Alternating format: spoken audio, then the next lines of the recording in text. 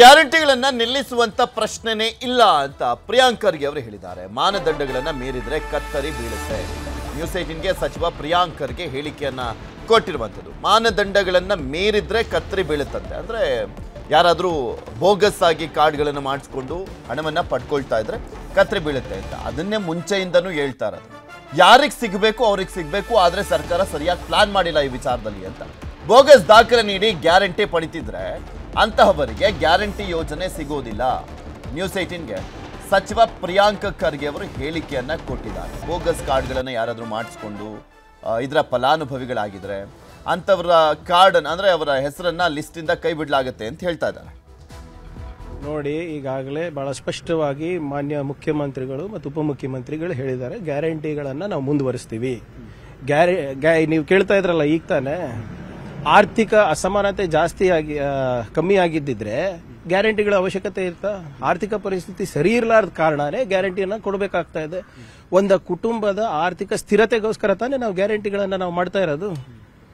So ಆದ್ರಿಂದ ಇದ್ರ ನಿಲ್ಲಿಸೋ ಪ್ರಶ್ನೆನೇ ಇಲ್ಲ. ಬೇರೆ ಬೇರೆ ರೀತಿಯಾಗಿ ನಾವು ರೆವಿನ್ಯೂ ಜನರೇಷನ್ ಮಾಡ್ತಾ ಇದೀವಿ, ಅದಾಗುತ್ತೆ. ಇಲ್ಲ, ಯಾರ್ಯಾರು ನೋಡಿ, ಅದನ್ನು ಕ್ಲಿಯರ್ ಕಟ್ ಗೈಡ್ಲೈನ್ಸ್ ಇದೆ. ಆ ಗೈಡ್ಲೈನ್ಸ್ ಮೀರಿ ಯಾರಾನ ಇದ್ರೆ ಅದು ಏನು ಕಾನೂನು ಬಾಹಿರ.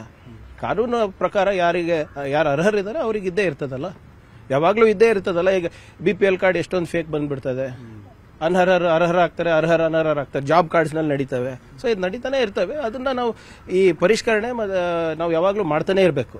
ಅದು ನಿಲ್ಲಾರ್ದಂತ ಒಂದು ಪ್ರಾಕ್ಟೀಸ್ ಇರ್ತದೆ, ಪ್ರೊಸೆಸ್ ಇರ್ತದೆ. ಆರ್ಥಿಕ ಸ್ಥಿರತೆಗೋಸ್ಕರ ಗ್ಯಾರಂಟಿಯನ್ನ ಕೊಟ್ಟಿದ್ದೇವೆ ಅಂತ ಹೇಳ್ತಾ ಇದ್ದಾರೆ ಪ್ರಿಯಾಂಕ್ ಖರ್ಗೆ ಅವರು. ಆದ್ರೆ ಆ ಸ್ಥಿರತೆ ಯಾಕೆ ಕಾಪಾಡ್ಕೊಳ್ಳಕ್ ಆಗ್ತಾ ಇಲ್ಲ ಸರ್ಕಾರದ ಕೈಲಿ? 2 ತಿಂಗಳಾದ್ರೂ ಕೂಡ ಯಾಕೆ ಸರಿಯಾಗಿ ದುಡ್ಡು ಅಕೌಂಟಿಗೆ ಹೋಗ್ತಾ ಇಲ್ಲ?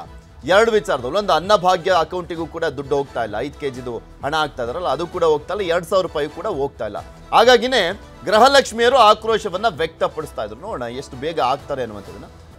ಗ್ಯಾರಂಟಿಗಳನ್ನ ನಿಲ್ಲಿಸುವಂತ ಪ್ರಶ್ನೆನೇ ಇಲ್ಲ ಅಂತ ಪ್ರಿಯಾಂಕ್ ಖರ್ಗೆ ಅವರು ಹೇಳಿದ್ದಾರೆ. ಮಾನದಂಡಗಳನ್ನ ಮೀರಿದ್ರೆ ಕತ್ತರಿ ಬೀಳುತ್ತೆ.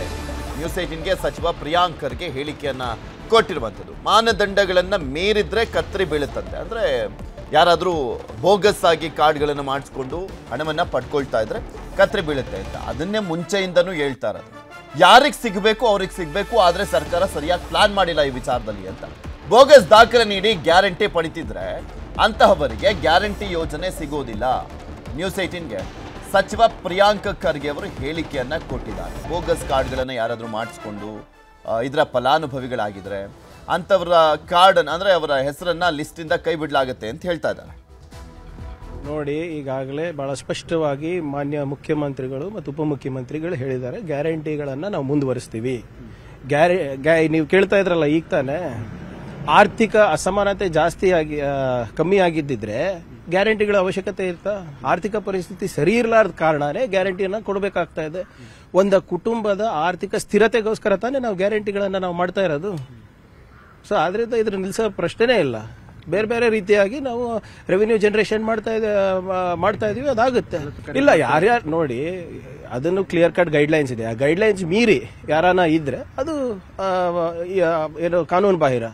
ಕಾನೂನು ಪ್ರಕಾರ ಯಾರು ಅರ್ಹರಿದ್ದಾರೆ ಅವ್ರಿಗೆ ಇದ್ದೇ ಇರ್ತದಲ್ಲ, ಯಾವಾಗಲೂ ಇದ್ದೇ ಇರ್ತದಲ್ಲ. ಈಗ BPL ಕಾರ್ಡ್ ಎಷ್ಟೊಂದು ಫೇಕ್ ಬಂದ್ಬಿಡ್ತದೆ.